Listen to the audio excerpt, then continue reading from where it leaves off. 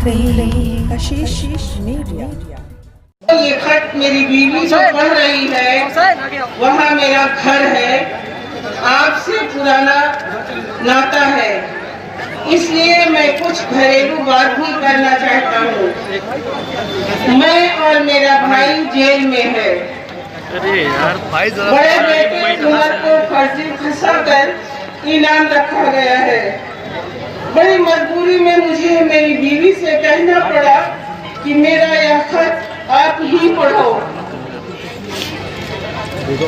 शायद मेरे भाई जिंदा होते तो अपनी बहू को इजाजत न देते। आपने कम से कम 35 साल से हमें अपनी बेपनाह मोहब्बत और अपनी दुआ दिया और मुझको लगातार इंडिपेंडेंट एमएलए बनाते रहे, हमारी गलतियों को दरगुजर करते रहे। हालांकि मुझे भाई हाजी परवेज टंकी या अंसार आलम को मंत्री बना दिया जाएगा तो कौन से मुसलमानों की हालत सुधर जाएगी या कौन सा इंकलाब आ जाएगा। इन लोगों को ऐसे मुसलमान विधायक या सांसद चाहिए जो हाथ बांधे जी हुजूरी करे, और जो इनकी जी हुजूरी न करे उसको ये कमजोर करने की साजिश करते हैं और जेलों में डाल देते हैं। बुजुर्गों, जब मैं सांसद बना तो मुझे सांसद निधि का पैसा मिला। मैंने सारा पैसा फूलपुर की सांसदीय क्षेत्र में कब्रिस्तानों की बाउंड्री बनवाने में लगाया। आप गवाह हो, आप जानते हो। और अगर मैं सही कह रहा हूँ, जेल में है, आजम खान जेल में है, मुख्तार जेल में है और उत्तर प्रदेश की जेलों में 27% मुसलमान जेल में है। क्या हमको इसके बावजूद भी नहीं तब्दीली पैदा करेंगे?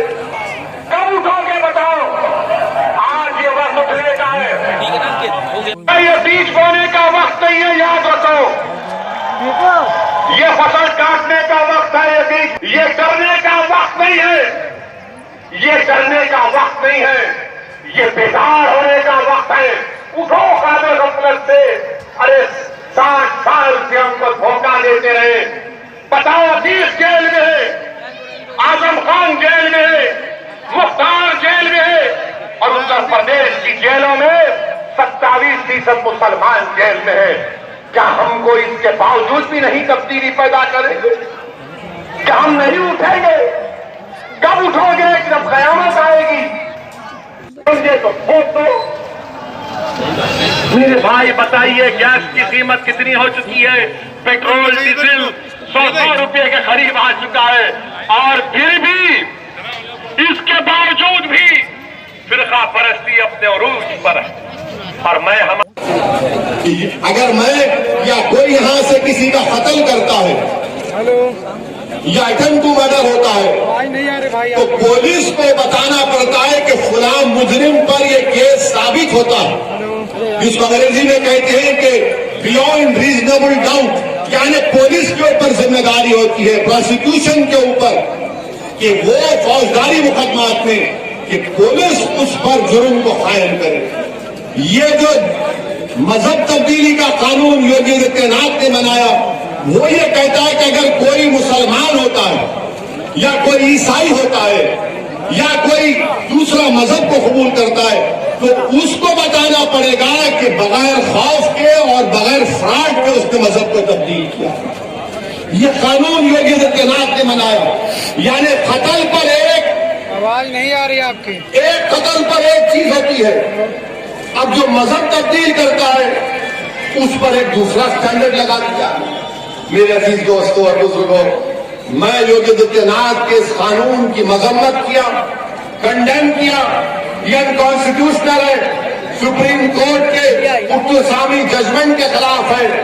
और हम अब पूछना चाहते हैं कि क्या आप समाजवादी और बहुजन समाज पार्टी मौलाना कलीम के बारे में बोलेगी? नहीं बोलेगी? क्यों नहीं बोलेगी? आप बोलो, क्यों नहीं बोलेगी? वो गूंगे हैं, बोलो, क्यों नहीं बोलते? वो क्यों नहीं बोलते? गूंगे हैं, क्यों नहीं बोलते?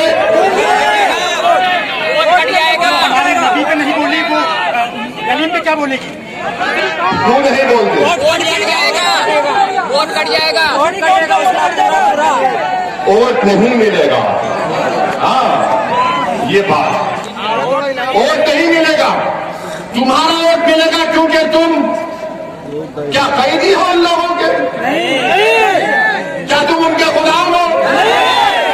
क्या तुम रसूलुल्लाह सल्लल्लाहु अलैहि वसल्लम के गुलामों के गुलाम हो या इन लोगों के गुलाम हो? क्या तुम्हारी जबान हक और सच्चाई को बयान करेगी या इन लोगों से डर कर तुम खामोश हो जाओगे? अगर जिंदा है तो जिंदगी का सबूत दो। अगर गूंगे बन गए तो फिर कोई कुछ नहीं कर सकता। अल्लाह ने हमारे तुम्हारे मुंह में जबान दी है, बोलो, चीख कर बोलो, पुकार कर बोलो कि नाइंसाफी है, ये नाइंसाफी है। हम नाइंसाफी को नाइंसाफी कहेंगे, चाहे नाइंसाफी मुसलमान। अतीफ साहब का लिखा हुआ पैगाम। अब देखिए ना कि 2019 के लोकसभा के चुनाव में खाली 15 MP सीट जीत पाए सपा और BSP वाले, हम तो नहीं थे। आदरणीय राहुल गांधी हार गए, हम भी नहीं थे वहाँ पर। तो अब इसका जिम्मेदार कौन है? सपा के अखिलेश यादव के परिवार के 3 बड़े बड़े लोग हार गए, हम नहीं थे। तो फिर ये, और फिर बीजेपी अगर जीत रही है तो ये कभी ये नहीं कहते कि बीजेपी जीत रही है और ये लोग हार रहे हैं। तो जब हम आते हैं तो बोलते हैं मुस्लिम वोट डिवाइड होगा। अरे भाई, आपकी हार किसकी वजह से हो रही है? खुल के क्यों नहीं कहते? मुसलमान तो वोट दिया ना आपको पार्लियामेंट के इलेक्शन में। डेटा है कि 75% मुस्लिम्स ने सपा को और BSP को वोट दिया, 70% हिंदू भाइयों ने बीजेपी को, मोदी को वोट दिया। ये नहीं कहते ये बात हमको देखकर कहेंगे तो ये इनका एक हिपोक्रेसी है, ये अपॉर्चुनिज्म है जो अब नहीं चलने का। पार्टी से समझौता की कोई बात हुई है या? अरे देखिए हमसे कई लोगों ने कहा, हमने कहा कि ठीक है, आप करा दीजिए, बात करा दीजिए हमसे, हम समझौता करेंगे या बातचीत करने तैयार हैं। मगर आप ये अगर कहेंगे कि नहीं चुनाव क्यों लड़ रहे हैं, तो हम तो चुनाव लड़ेंगे। अगर आप बात करना चाहें तो हम तैयार हैं, बात तो करिए। पहल तो आपकी तरफ से भी हो सकती है। अरे भाई, पहल के हम तो आपसे कह रहे हैं, मीडिया में कह चुके हैं, कई मर्तबा कह चुके हैं, तो हम तो कह रहे हैं। अब वो उनको, अब आपको उनसे पूछना चाहिए। आप उनसे पर्टिकुलरली पूछिए कि ओवैसी ने कहा कि वो आपसे बातचीत करने तैयार हैं, आप क्यों नहीं करते बातचीत? पूछिए उनसे, आप स्पेसिफिकली पूछिए। हम तो कह रहे हैं, हम तो तैयार हैं बात। तो लगता है कि आप उनके वोट बैंक पे डाका डाल रहे हैं। हाँ, उनको तो लगता है आप उनके वोट बैंक पे डाका डाल रहे हैं। अरे भाई, ये कोई ये चोर डाकू चोर सिपाही का खेल कब तक चलता रहेगा? 60 साल से तो आपको ही वोट मिल रहा है। आपने किया क्या बताइए ना? आपने तो इस्तेमाल किया, मुख्यमंत्री बन गए, नेता बन गए। आपने दिया क्या मुस्लिम माइनॉरिटीज को? क्या दिया आपने बताइए सिवाय डर और खौफ के? अगर बीजेपी जीत रही है तो आपको अपना वोट नहीं मिल रहा है, आप उस वोट की फिक्र नहीं करेंगे ना, उस वोट के बारे में कहेंगे कि हमको हार मिल रही है हिंदू वोट की वजह से, और हमको कह रहे हैं कि आपकी वजह से डिवीजन कहाँ हो रहा है? आप तो बात ही नहीं करना चाह रहे। और आप, ये पार्टीज कभी नहीं चाहेंगी कि उत्तर प्रदेश में मुस्लिम माइनॉरिटी की एक इंडिपेंडेंट पॉलिटिकल लीडरशिप बने। उत्तर प्रदेश की राजनीति में हर समाज की एक पॉलिटिकल लीडरशिप है। पार्टी को मजबूती मिलेगी और हमको यकीन है कि प्रयागराज की जनता भी इंशाअल्लाह ताला, जहां पर अतीक साहब ने अपनी सियासी जदोजहद का आगाज़ किया था, उनके दिलों में भी उनकी मोहब्बत है और ज़रूर फ़ायदा होगा। क्या आप खान से मिलने भी जेल जाएंगे? आप उनसे भी मुलाकात करेंगे क्योंकि उनको भी अकेला छोड़ दिया गया है इन दिनों? हमने आज़म खान साहब के ताल्लुक़ से जनता से अपील की, आवाम से अपील की कि उनके लिए भी दुआ करें, क्योंकि वो भी जेल में है। अब उनके लिए तो समाजवादी पार्टी काम कर ही रही है। अच्छा, ये नहीं मालूम था हमको, अभी मालूम हो रहा आपसे। आप क्या करेंगे? आप क्या करेंगे? नहीं, हमको जो करना है आपको मालूम हो जाएगा। अच्छा, अतीक अहमद आप जेल में मिलने गए थे, वहाँ जेल थे, आपकी मुलाकात? जेल जाकर मिलेंगे? जेल आप गए थे वहाँ, लेकिन एक मिनट, जेल जाकर मिलेंगे? हम अहमदाबाद गए थे, इसलिए गए थे कि वहाँ पर भी चुनाव है अक्टूबर 2023 में, और फिर हालिया चंद महीने पहले जनवरी में हमारे वहाँ पर म्यूनसिपल कॉरपोरेशन में हमारे कॉरपोरेटर्स जीते अहमदाबाद में, गोधरा में, भरूच में, मोडासा में, और पार्टी का रिव्यू करने हमारे कॉरपोरेटर्स का काम कैसे चल रहा है। जब हम अहमदाबाद में थे तो हमने लेटर लिखा वहाँ के जेलर को, साबरमती के, कि हम अतीक साहब से मिलना चाहते हैं।